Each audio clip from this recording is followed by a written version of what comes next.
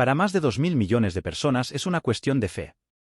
Casi la tercera parte de la humanidad no necesita pruebas de que hace 2000 años caminó sobre la tierra un hombre llamado Yeshua, Jesús en otras lenguas, conocido por sus seguidores como Cristo, el Mesías. Sin embargo, fuera del coto privado de las creencias, lo que se extiende es un vasto territorio para la investigación, que si debe desenterrar las pruebas históricas y científicas para dar respuesta a una duda razonable: ¿realmente existió Jesús de Nazaret? ¿O es una tradición construida sobre una leyenda, como las de Robin Hood o el rey Arturo? Las referencias escritas más antiguas sobre Jesús datan de después de su muerte. Aparece por primera vez en las cartas de San Pablo, redactadas entre 20 y 30 años después de la crucifixión. San Pablo nunca conoció a Jesús, aunque según cuenta Open Mind, el especialista en estudios del Nuevo Testamento Simon Gattercole, de la Universidad de Cambridge, Reino Unido, conoció a los discípulos de Jesús y también a sus hermanos, en referencia sobre todo a Santiago el Justo, cuyo parentesco con Jesús es motivo de discrepancia entre distintos cultos cristianos. Un par de décadas más tarde se escribieron los Evangelios del Nuevo Testamento, que se narran como si se basaran en testimonios de primera mano. Y pese a ello, muy poco de ellos puede considerarse rigurosamente histórico, a juicio de los expertos. En concreto, solo el bautismo de Jesús por Juan el Bautista y su crucifixión son los dos episodios generalmente aceptados, y no por todos. La crucifixión es segura, pero el bautismo es difícil de probar o ubicar, señala a Open Mind el arqueólogo e investigador bíblico Eric Meyers, profesor emérito de estudios judaicos de la Universidad de Duke, Estados Unidos. Sin embargo, para el arqueólogo e historiador de las religiones y del judaísmo Byron M. C. Cane, de la Universidad Atlántica de Florida, Estados Unidos, tanto el bautismo como la crucifixión son historias que los primeros cristianos difícilmente habrían inventado, ya que ninguna de las dos apoyaría sus intereses de ningún modo, dice a Open Mind. El bautismo muestra a Jesús como un discípulo de, y por tanto inferior a, Juan el Bautista, y la crucifixión era un castigo humillante reservado a los delincuentes. Amplio consenso entre académicos. Pero las referencias antiguas a Jesús no solo se encuentran en los autores cristianos, un argumento que avala la historicidad del personaje, se le menciona también en textos antiguos judíos y romanos, apunta M. C. Cane. Así, en torno al año 93, el historiador fariseo Flavio Josefo dejó en su obra Antigüedades Judías al menos una referencia indiscutible al hermano de Jesús que se llamó Cristo. 2 décadas después también escribieron sobre Jesús los romanos Plinio y Tácito.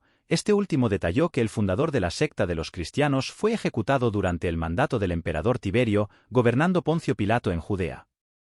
En definitiva, la abundancia de textos históricos convierte la existencia real de Jesús en lo que M. C. Cane define como un amplio y profundo consenso entre los académicos, con independencia de sus creencias religiosas.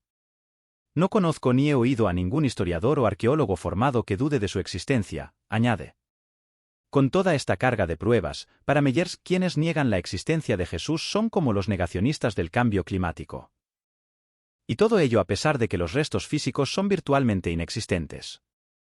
No hay pruebas arqueológicas directas de Jesús, las pruebas no textuales comienzan alrededor del año 200, dice Gattercole. Dejando aparte la arqueología referente a episodios de la vida de Jesús cuya veracidad se cuestiona, la crucifixión se ha relacionado con diversos artefactos. Abundan los presuntos fragmentos de la cruz dispersos por las iglesias de Europa, tantos que, según escribió en 1543 el teólogo protestante Juan Calvino, con todos ellos podría llenarse un barco. Algo similar ocurre con los clavos, se han contabilizado hasta 30. En cuanto a la sábana santa de Turín, el sudario del que se decía que envolvió el cuerpo de Jesús, se reveló como una falsificación medieval. Según M. C. Cane, no corresponde ni a una tela del siglo I. Ese tipo de tejido se inventó siglos después, ni a un hombre del siglo I. Su estatura y fisonomía no concuerdan con la Galilea de entonces, ni a un enterramiento del siglo I. Los judíos de la época no envolvían a sus muertos con una sola pieza. Precisamente la sábana santa ha sido también objeto de examen de una de las últimas técnicas incorporadas a la investigación histórica de Jesús, el análisis de ADN. En 2015, un estudio descubrió que el lienzo contiene material genético de múltiples personas de distintos orígenes étnicos, desde Europa Occidental hasta Oriente Próximo, Arabia e India. Naturalmente, para un análisis de ADN no existen restos óseos que puedan asignarse directamente a Jesús, lo que sería incompatible con la creencia cristiana en su resurrección. Según la tradición, la iglesia del Santo Sepulcro en Jerusalén alberga el lugar de enterramiento, descubierto y preservado por el emperador Constantino en el siglo IV. Aunque es imposible determinar si aquella fue la verdadera tumba de Jesús, un estudio publicado el pasado junio ha datado la construcción en el siglo IV, corroborando los datos históricos. Algunos investigadores han indagado en la posibilidad de relacionar el ADN con el osario de Santiago, el hermano de Jesús. Crédito, Paradiso.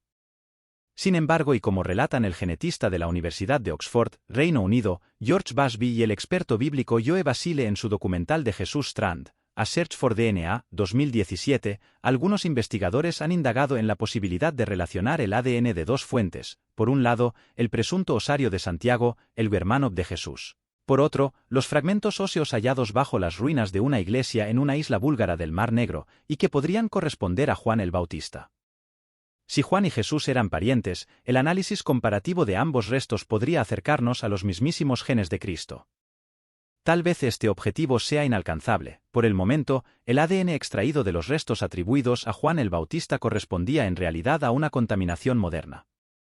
Pero al menos, y según explica Busby a Open Mind, el análisis de ADN permitiría comparar poblaciones de la época y después comparar esas poblaciones, no individuos, con las poblaciones presentes hoy.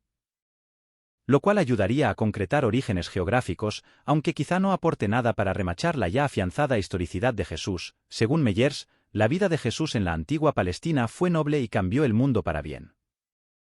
Y eso, añade, es difícil, si no imposible de negar.